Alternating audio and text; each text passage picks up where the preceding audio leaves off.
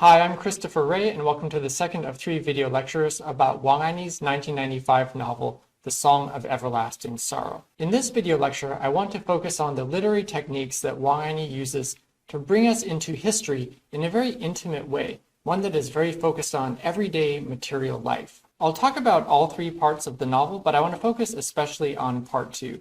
This is after 1948, when Director Li has died in a plane crash, leaving Wang Qiao by herself with some of the gold bars that he left her, and she needs to build her life anew in a new era. One of the feelings or the meanings that I think this novel conveys is that times change, the era changes, sometimes things get worse, but there's some things that remain the same, or that can at least be cycled through and re-enjoyed and re-experienced, albeit in slightly modified form. This is a novel that refers to many different cultural touchstones, especially from old Shanghai of the 1930s and 40s, as well as later eras like the Mao era and the 1970s and 1980s. I want to focus on just 2 of them, who come up most frequently in this novel. One is the screen songstress Zhou Xuan, another is the opera star Lanfang, and pose this question: what do they do? Why do they keep coming back? Not just why do they matter within the fictional life of Wang Xiao, but why does Wang Anyi put them there in the first place? One of the distinctive elements of this novel is also that we have this heyday in the 1940s. We have the Miss Shanghai moment. But then most of the novel, most of the narrative time, most of our reading experience is followed on what happens afterwards. So kind of after the heyday has ended, and we are just reconstructing, reimagining, rethinking, and reflecting on the past. What do you do when it feels like most of your life is being lived as a remnant, especially as new successive ages come in with their own expectations, desires, and demands? Mao Zedong once famously quipped that revolution is not a dinner party. There's nothing nice about it. It is a violent act of insurrection.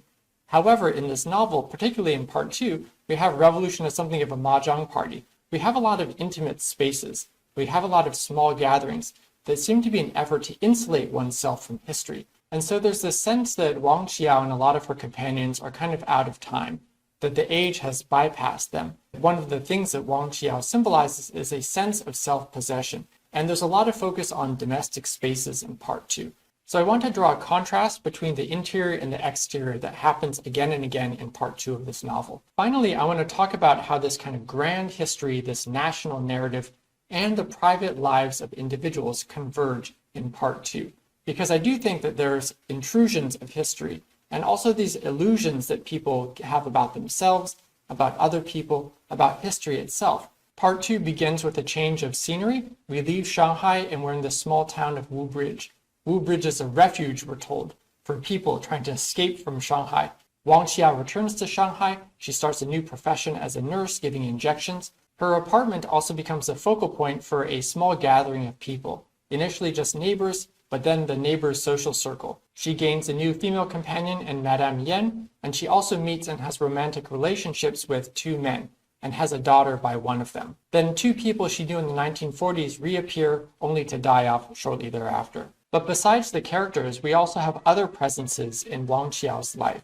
One is songstress Zhou Xuan, and even before we meet Wang Qiao, we hear about Zhou Xuan and her song, The Song of the Four Seasons, as being emblematic of this boudoir space of the young lady's bedchamber. Zhou Xuan was a teenage singing sensation who also became a film star in the 1930s, and she sang over 100 songs in over 40 films between the 1930s and the 1950s. 2 of her most famous songs appear in the same film, Street Angels, 马路天使 from 1937. This was a film that was released just as the war against Japan was starting. Those songs are Song of the Four Seasons, 四季歌, and Songstress at the Ends of the Earth, 天涯歌女. Song of the Four Seasons is the first song that Zhou Xuan sings in the film Street Angels, as the character is Xiao Hong. In the first section of part 2, Wang Xiao is trying to decide whether or not to leave Wu Bridge and go back to Shanghai, and Zhou Xuan cooing Song of the Four Seasons on the radio was her homeward summons. Later on in part 2, we're told that Wang Qiao only went to old movies like Street Angels or Crossroads. And if you're curious to hear the songs from that film, you can hear them on YouTube, as well as watching the entire film with English subtitles. And if you're really keen to learn more about Street Angels, I've made 4 video lectures about the film, its leading lady, and the era in which it was made. The other frequently mentioned cultural touchstone in Song of Everlasting Sorrow is Lanfang, who sang himself and also performed in the young woman role in Peking opera. Mei Lanfang was probably China's most famous, internationally renowned cultural celebrity of the early 20th century. He performed live to rapturous crowds, he recorded gramophone records, he toured internationally, and he even made a film with the acclaimed director Fei Mu called The Wedding in the Dream, or Sheng Si Han, same hun or regret as in The Song of Everlasting Sorrow. Director Li, we learn, is a Mei Lanfang aficionado, and in fact, he believes that men understand women better than women understand themselves, and they can even embody women better than women can embody themselves. When Jiang Li visits Wang Qiao at Alice Apartments while Director Li is away, who is Wang Qiao listening to on the gramophone but Mei Lanfang? The lyrics were difficult to understand, but the emotion in his voice was palpable. And so this is not Director Li's impression of Mei Lanfang anymore. This is being filtered through Wang Xiao's consciousness. The narrator takes this association even one step further in saying that Wang Xiao is like Mei Lanfang. It's kind of like she's playing a stage role and conveying something epic about the meaning of time, for example. Like Wang Qiao, Mei Lanfang's heyday was during the Republic of China, but he lingered on into the People's Republic of China, where you can see from this photograph of him meeting with Mao Zedong, the consummate leader of New China, that he's a little bit past his prime, but he's still there and he's still an icon. Mei Lanfang continues to be iconic and his story continues to be retold, including on stage and screen. So what do these associations with Zhou Xuan or Mei Lanfang mean for Wang Qiao? One interpretation that I would make is that Wang Qiao, who as we saw in part 1 is replicated, there are many Wang Qiaos out there, that her song too can be replayed endlessly for mass consumption. Icons of a particular era take on new meanings once that era has passed. But what about not icons, but just regular, ordinary individuals? I think in part 2, we move into a new mode of dealing with the private lives of people whose heyday is kind of past, or the culture has changed under their feet. History has moved along, and they are still stuck, at least psychologically and emotionally, in their previous lives. Sometimes they dwell, but sometimes they try to make the best of it and move on. So I think there are a couple things that we see in part 2. We see characters self-insulating from this grand flow of historical time, but also becoming aware in kind of creeping fashion that time is running out in different ways. Part 2, we see the narration contrasting the domestic, personal, and individual with external, historical, and political time. These are monumental and quotidian time frames that Wang Anyi's narration juxtaposes again and again. The grand narrative is the textbook narrative that everybody is familiar with, that we have the national divide of 1949, we have a 100 Flowers movement of cultural liberalization. That's not really alluded to too much in the novel, but we do have an allusion to the anti-rightist movement of all the chaos of 1957 and 1958, where there are political persecutions of people who had spoken out against the party. The Great Leap Forward begins in 1958, and there is a resultant famine that lasts for several years, but kind of peaks in 1960. That is the year that is referred to within the novel. Then we have the Cultural Revolution, a 10-year period that was most intense in the year 1966. So this grand narrative, like other historical grand narratives, is a linear progression of major events. The grand narrative style of historical storytelling is very different from personal history. Wang Qiao's life is presented as one of repetition and incremental change. We're not dealing with a big stage here. It's all of these enclosed spaces. We're focused on daily necessities of filling one's belly, of passing the time. And they're not grand actors. There's just a small circle of acquaintances.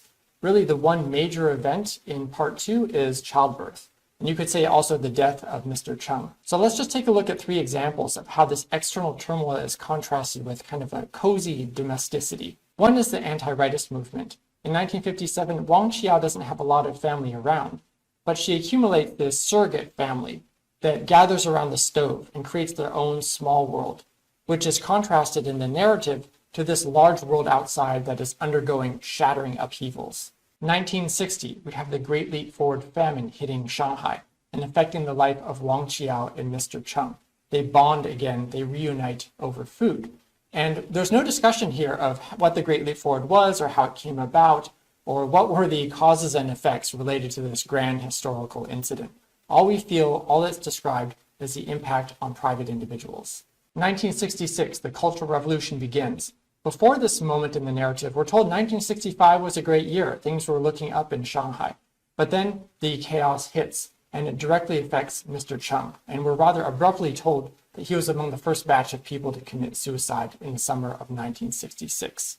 And this is the first historical incident of the Mao era that is actually mentioned by name. All the other ones are just mentioned by year, and we are meant to bring our own knowledge of Chinese history to bear in our reading of the novel. The Cultural Revolution is also the historical event that had the greatest impact on the young Wang Anyi. The omniscient narrator who guides us through these different historical moments is quite explicit in calling attention to this dual narrative structure about contrasting the inside and the outside. There's a bit more of an interpretive challenge when we try to make sense of, well, are these people just living their own little fantasy world and they should stop doing that and face reality? Or are they really just living their own lives as humble individuals and history should stop intruding on their lives? Before we get to that question, I'll just point out that in structural terms, part 2 begins with presenting Wu Bridge as a refuge. People need to escape the world sometimes, and it's good that places like Wu Bridge exist. At the end, we have an allusion to an infiltration of the Longtang alleys, and it's not clear exactly what is doing the invasion, but suddenly all their secrets are being laid bare for everyone else. So this sorrow alluded to in the novel's title starts to take shape as a type of sorrow about the passing of time, and one that is represented through material objects. In moments like this, I think we could reinterpret the Chinese expression to convey emotion through objects, which can refer to giving a token of affection to somebody else. But I think in this case, we have an interaction between our author narrator and our readers. We are meant to perceive the emotion in these everyday objects. Part 2 of the novel is filled with these scenes of characters living for the present, living for very material things, living for small pleasures, and really not concerning themselves too much about tomorrow, about where the tides of history may take them. In one of my video lectures about Qian Zhongshu and Fortress Besieged, I talked about how Qian is very fond of paradoxical encomia, of praising unworthy things. In this case, I think Wang Anyi is also doing an inversion, but in this case it's more of an ironic inversion. Though lacking in substance, illusions can serve as the basis on which more substantive structures can be built. Private illusions can give sustenance even if the external structures of history, for example, collapse. If you're curious, Zhu Tianwen's famous story Fin de Siècle's Splendor also conveys a similar sentiment at its very end, where Mia realizes that all of these systems and structures may collapse, but as long as we have color, material objects, and sensations, we can sustain ourselves well into the future. In part 3, it's asserted that Wang Xiao had a talent for making everyday life special, in, for example, recycling old cloth to make new clothing and new fashion. Wang Qiao's special talent is appreciated by only some members of the next generation. Her daughter Wei Wei doesn't appreciate her very much, but Xiaolin does and Zhang Yonghong does. So I find that from part 2 to part 3, there's a significant shift in that in part 2, history is partially the enemy. In part 3, the enemy is a little bit closer to home. In part 3, it seems like Wang Qiao has to insulate herself not just from abstract history out there, but also from this new generation that is coming into her home. And Wang Qiao needs to sustain her way of life, her everyday practices and habits in order to preserve herself, even if in the end she fails.